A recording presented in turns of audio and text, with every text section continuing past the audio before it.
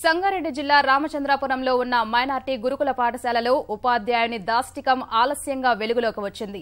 3 రోజుల క్రితం ఉపాధ్యాయుడు 5వ తరగతి చదువుతున్న ఓ విద్యార్థిని వీపుపై కర్రతో తీవ్రంగా కొట్టడంతో అస్వస్థతకు గురయ్యాడు.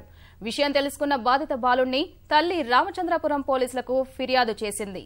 ఘటనపై కేసు నమోదు చేసిన పోలీసులు దర్యాప్తు ప్రారంభించారు.